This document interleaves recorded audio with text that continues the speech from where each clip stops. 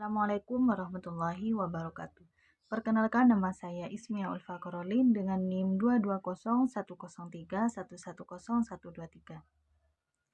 Di sini saya akan menjelaskan beberapa pertanyaan yang ada di tugas mata kuliah saya kurikulum. Yang pertama, apa yang membedakan kurikulum 2013 dengan KTSP?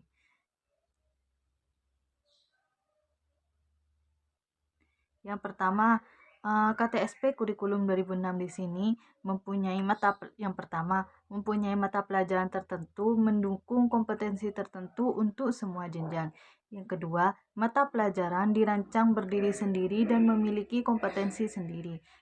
Yang ketiga, untuk jenjang SD, bahasa Indonesia sejajar dengan mata pelajaran lain. Dan yang keempat, tiap mata pelajaran diajarkan dengan pendekatan yang berbeda. Yang kelima, untuk jenjang SD, tiap jenis konten pembelajaran diajarkan dengan terpisah atau separated kurikulum. Dan yang keenam, untuk jenjang SD, tematik diperuntukkan bagi kelas 1 sampai 3.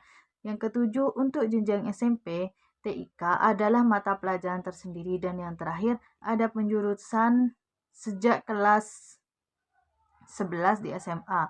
SMA dan SMK tidak memiliki kesamaan kompetensi. Sedangkan kalau kurikulum 2013, yang pertama di sini tiap mata pelajaran mendukung semua kompetensi. Dan yang kedua, mata pelajaran dirancang berkaitan satu sama lain dan memiliki kompetensi yang diikat oleh kompetensi inti tiap kelas.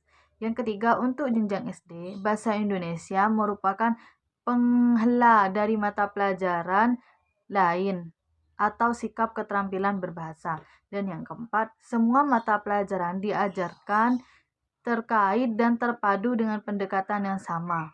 Yang kelima, untuk jenjang SD, bermacam jenis konten pembelajaran diajarkan terpadu satu sama lain atau yang disebut cross kurikulum atau integrated kurikulum. Yang keenam, konten ilmu pengetahuan diintegrasikan dan dijadikan konten penggerak mata pelajaran lainnya. Yang ketujuh, bahasa Indonesia sebagai alat komunikasi dan career of knowledge untuk siswa SMP dan SMA. Dan yang terakhir, ada mata pelajaran wajib, peminatan, antar minat, dan pendalaman minat. Selanjutnya, kenapa kurikulum 2013 menekankan pembelajaran tematik yang berorientasi pada siswa?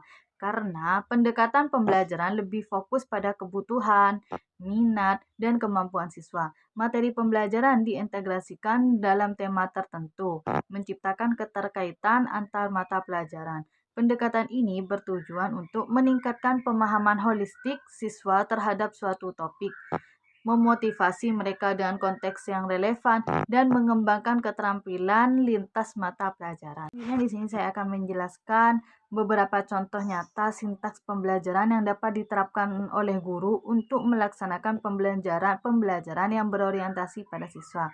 Yang pertama, menyusun tujuan pembelajaran yang jelas dan terukur, sehingga siswa dapat memahami apa yang akan dipelajari dan bagaimana cara mengevaluasi pemahaman mereka sendiri. Yang kedua, di sini menggunakan metode pembelajaran yang bervariasi seperti kelompok, tanya jawab, simulasi, dan proyek, sehingga siswa di sini dapat belajar dengan cara yang sesuai dengan gaya belajar mereka masing-masing.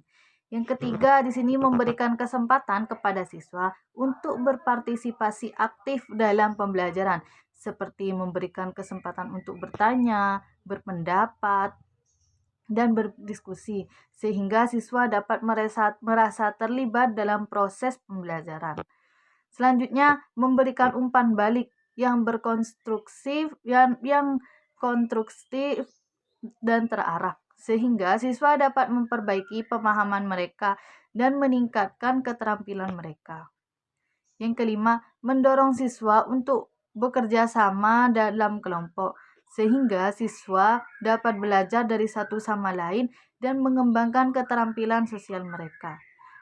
Dan yang terakhir, menyediakan sumber belajar yang bervariasi seperti buku, video, dan sumber daya digital, sehingga siswa dapat memilih sumber belajar mana yang sesuai dengan kebutuhan dan minat mereka. Dengan menerapkan sintaks pembelajaran yang berorientasi kepada siswa, guru dapat membantu siswa untuk belajar dengan lebih efektif dan efisien, serta meningkatkan motivasi dan minat siswa dalam pembelajaran. Mungkin hanya ini yang dapat saya sampaikan. Kurang lebihnya mohon maaf. Wassalamualaikum warahmatullahi wabarakatuh.